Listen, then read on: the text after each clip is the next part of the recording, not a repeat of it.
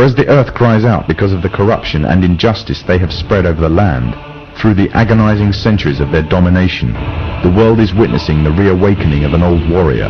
Now, the Freemasons have another enemy to contend with, an enemy which they have thought that they have destroyed.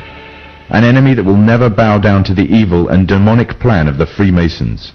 That enemy is Islam, and against it they have declared war. However, the Muslims have already been forewarned about an enemy that will face them, the last prophet of God.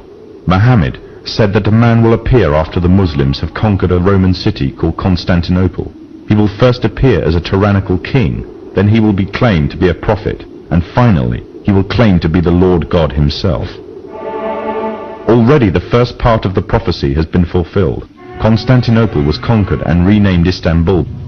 The prophet further foretold that this liar would start to conquer the world, country by country, fortress by fortress, region by region. He will possess powers to issue a command to the sky, and it will rain, and to the earth, and it will produce crops. He will call to a false religion, and bring something which resembles paradise and hell. But that which resembles paradise will in fact be hell, and that which resembles hell will in fact be paradise. He is the Dajjal, meaning impostor, and he will be born with one eye, and your Lord is not one-eyed.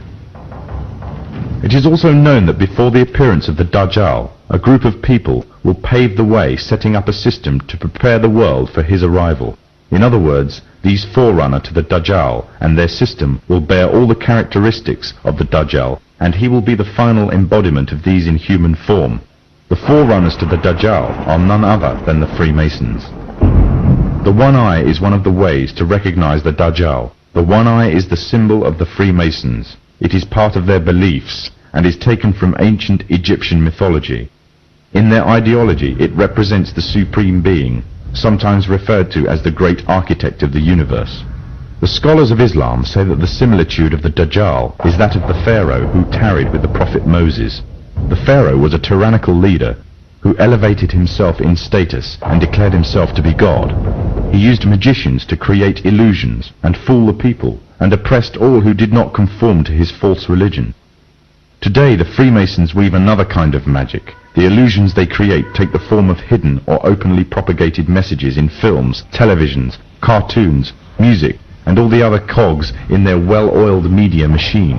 And this same media machine has continuously been put into action to slander and destroy the character of Islam, following another trait of the Dajjal, who goes further and slanders God directly. The Dajjal is an oppressor to all who do not follow him. He will have powers to increase the land harvest or destroy it, depending whether the people follow him. Similarly, the Freemasonic West, through the World Bank, hold the third world nations to ransom if they do not act in accordance with their wishes. Abundance of IMF development loans are often used to ensnare such nations, and the unattainable interest payments keep them ensnared. They are forced to submit or face economic collapse and dire poverty. Another way in which the Dajjal will control the people, either deluding them or forcing them to submit, is by spreading disease. He will have the ability to spread disease or cure it, effectively playing God, and with this power he will delude many to his false religion. The Freemasons also play with people's lives in this manner. Evidence exists showing that many viruses have created or mutated in military labs and later used in experiments on human beings. And it has been established that AIDS is a man-made tool used to suit the purposes of Masonic West. The Dajjal shall try to strip God of all of his divine attributes and claim them for himself. This arrogance is also the way of the Freemasons, who are engaged in replacing the laws of God with those that are man-made and claiming justice across the land, using technology to monitor all that you do, trying to see and hear everything, using genetics to alter and to improve the creation to reach their false standards. Their arrogance knows no bounds, and they obey no law but that of their own making. These are the forerunners to the Dajjal. These are the Freemasons.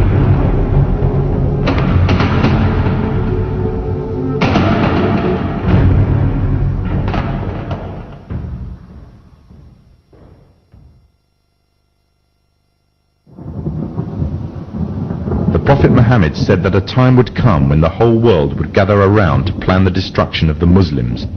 as if they were gathered around a table to take part in a meal. Today the nations of the world are doing just that, around the circular tables of the United Nations General Assembly Hall.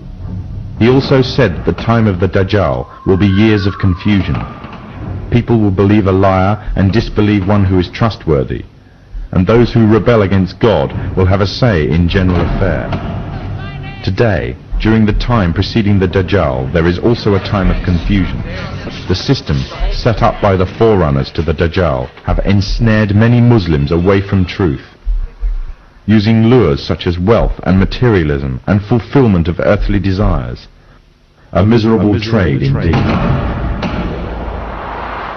These times of tribulation are like a giant sieve, sorting out the true believers from the apostates and hypocrites.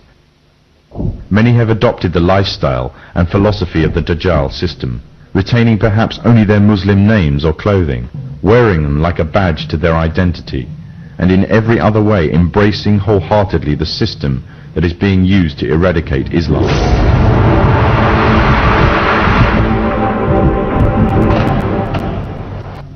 During World War I, the Freemasonic governments managed to destroy the Islamic Caliphate and annex all its territories.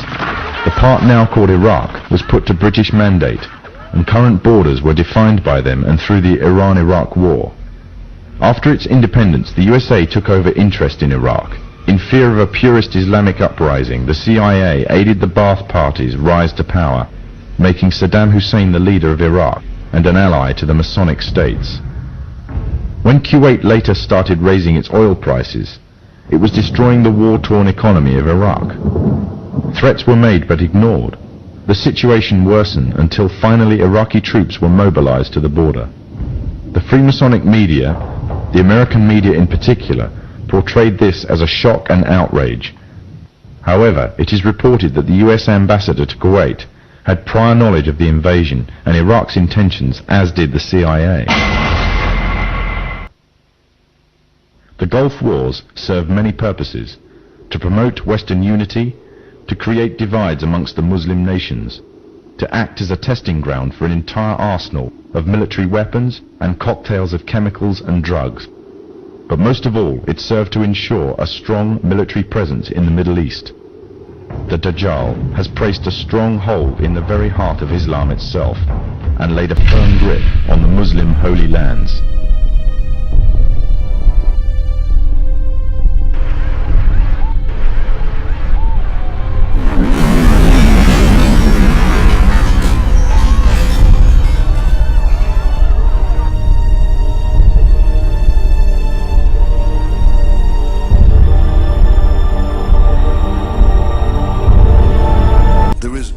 Question whatsoever that Saddam is seeking and is working and is advancing towards the development of nuclear weapons.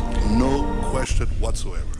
And today the United States must destroy the same regime, because a nuclear armed Saddam will place the security of our entire world at risk.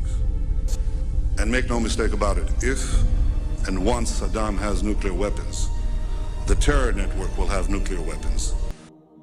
If you take out Saddam's regime, I guarantee you that it will have enormous positive reverberations on the region.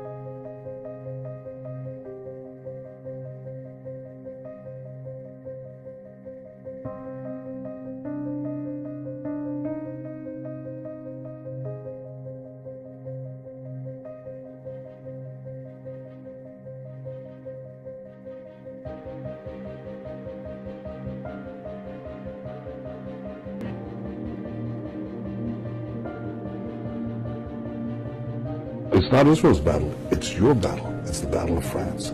Because it's the same battle. If they succeed here, if Israel is the one that's blamed here, not the terrorists, if we don't stand together, then this terror plague will come to you. It's just a question of time. It will come to you, it will come to France.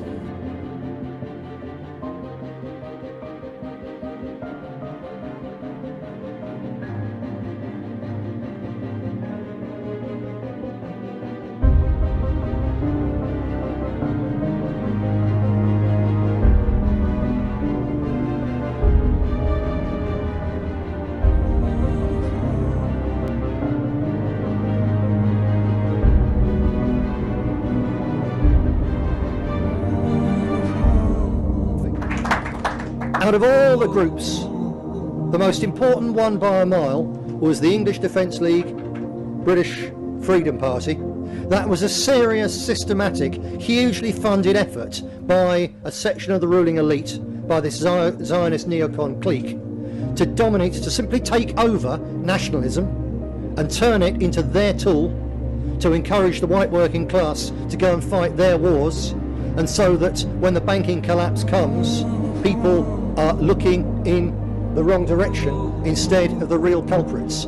This party, we were approached. I was approached. We were offered money from the United States, and all they wanted was two things. They only wanted us to concentrate on Islam, and they wanted us only to focus on that, and it only came with one other thing. They wanted us to drop our criticism of the banking system. Those were the only two things. We had to concentrate on talking about Muslims, and we had to drop our criticism of the international banking system. And I refused, and we refused.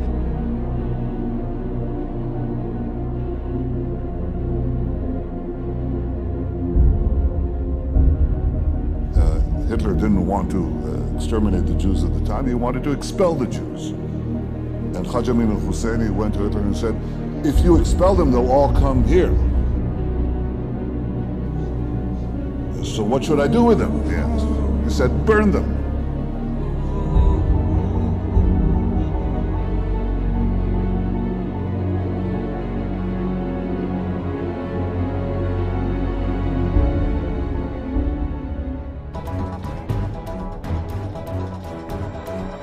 On June 8, 1967, Israeli warplanes and torpedo boats launched a ferocious 2-hour attack on the USS Liberty as she sailed under a U.S. flag in international waters. It was a well-coordinated, multi-wave assault that included the use of napalm, cannons, rockets, and torpedoes. They even opened up with machine gun fire on the sailors seeking to escape on life rafts.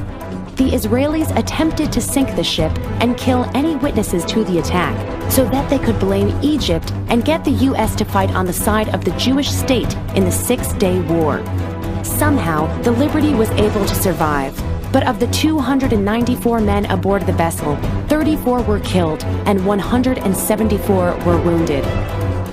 The attack was completely covered up by the mainstream press and the American political establishment, all the way up to President Lyndon Johnson. After 49 years, the USS Liberty's survivors are still seeking justice and trying to raise awareness about this attack most Americans never even knew took place.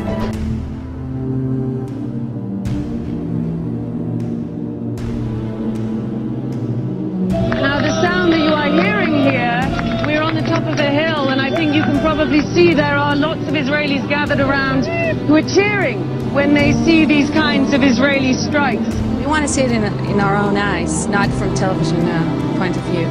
They chose Hamas to rule them. It's their fault. They got it to where it is now, not us. But don't you think it'll get worse by bombing them? No, I think that's the only solution. I think they should just clear off all the city. Just take it off the ground.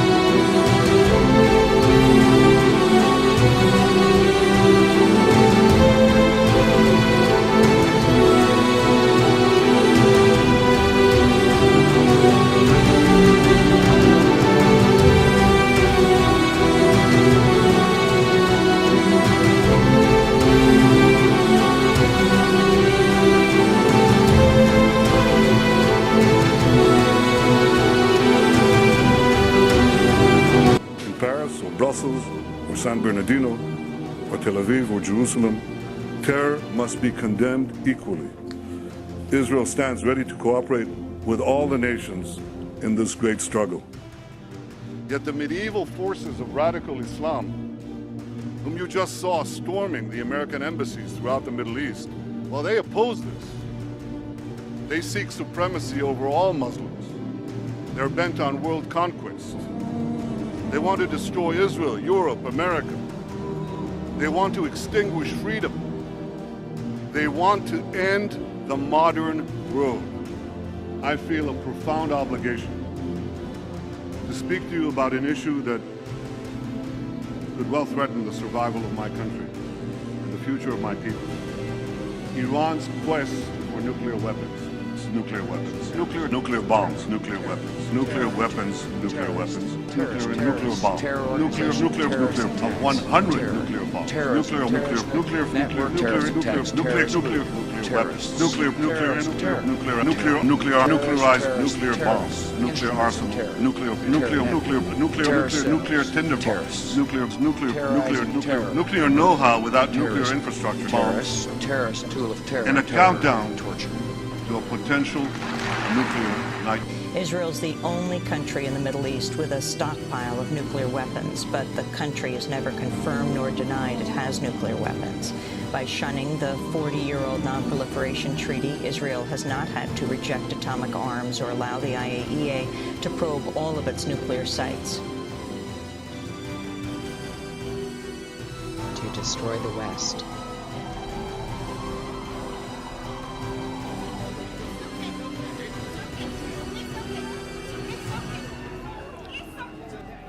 A secret diary was released by a man with information about elitist organizations and the New World Order. This diary documents that the Illuminati already knows what is going to happen for World War III. It's already mapped out. The agenda's already set. The diary that exposes this agenda belonged to a man named William Carr, who was born in 1895. Carr entered into Canada's Royal Navy at a very young age and ascended to the position of commander. He knew many at the top of their fields in politics and law and in academia. His side hobby was writing books, specifically books on the New World Order. His books documented the breadth in which the Illuminati had taken over all aspects of society, including churches and seminaries. In fact, Carr claimed to have received an SOS letter from a high-ranking official in the Roman Catholic Church in November 1958. The letter outlined a hostile takeover that was underway in the Vatican, the Illuminati having infiltrated the Vatican's quarters. Carr would die less than a year after receiving the SOS message. Carr also documented history behind the most elusive organization in world history, the Illuminati, and their religion, which is Luciferianism. He believed that modern organizations, including the Bilderberg Group and the Council on Foreign Relations, are Luciferian political organizations. He also believed that the chief governing body for Lucifer, for the ascension of the capstone, was the United Nations, and he documented this in his books. Carr wrote several books. His most controversial book was published after his death. It is called Satan, Prince of This World, and is really nothing more than Carr's personal diary and notes he saved for many years. In this book, Carr documents receiving the SOS letter from the high-ranking Vatican official, but he also documents other interesting things. For example, Carr believed that secret societies weren't working independently of one another, but that they were controlled by a top-level organization called the World Revolutionary Movement. And that's literally in his book, Satan, Prince of the World. This organization at the top tier is interested in inciting war, terrorism, and distress to serve its fundamental interests. And that is to establish the New World Order, a Luciferian system of governance and religion. Carr speaks at length about World War III in his book, Satan, Prince of the World.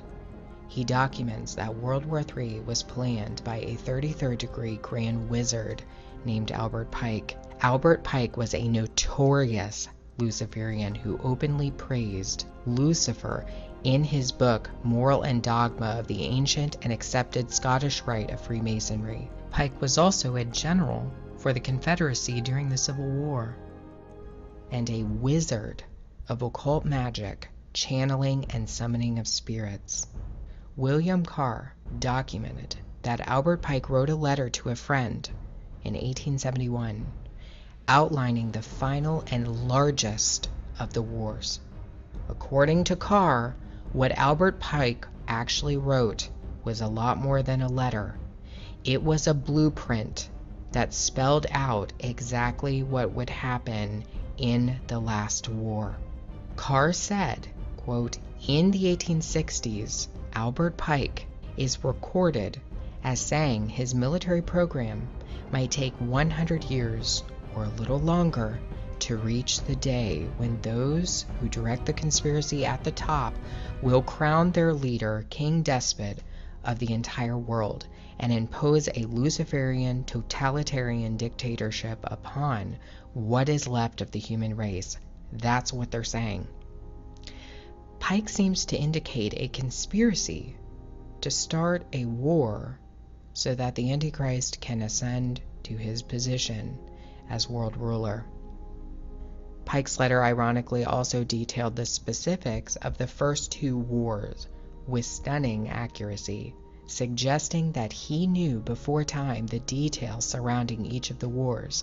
World War I, according to Pike, would be fought to overthrow the czars in Russia and change Russia into a communist state. The Second World War would be fought for two reasons: to establish the State of Israel and to expand communist control over Europe. The Third World War will be what allows the Novus Ordo Seclorum to rise out of the dust. According to Pike, Islam will be the central factor in the downfall of the West. Islam will be decimated in the process, allowing for the new religion of pure Luciferianism to spread on the earth. That's it. That's all it is. It's a tool. That's what they said hundreds of years ago. The master plan to use Islam was kicked off in 2001 when the fear of Americans was taken advantage of by an esoteric cabal lurking in the shadows. In his inaugural address, George W. Bush proclaimed that an angel would ride the whirlwind and direct the storm. The master plan was unveiled in 2001 for World War III. They started Albert Pike's blueprint when they flew two planes into the World Trade Centers and blamed it on Islam. The storm that would come and the angel that would bring it were long-awaited prophetic fulfillments. And as Albert Pike, Grand Wizard of the craft, had predicted, Islam would be the choice religion to use to foment a crisis between it and the West that would only get worse.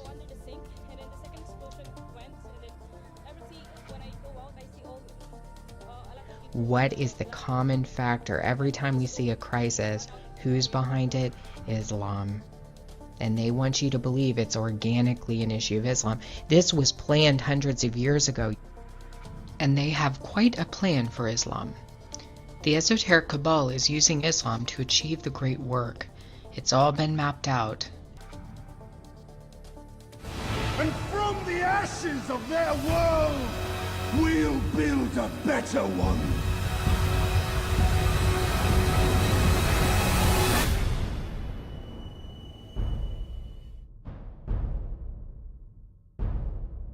Do you not think an angel rides in the whirlwind and directs this storm? Out of these troubled times, our fifth objective, a new world order can emerge, a new era, freer from the threat of terror. This work continues. The story goes on, and an angel still rides in the whirlwind and directs this storm. A world where the United Nations, freed from Cold War stalemate, is poised to fulfill the historic vision of its founders.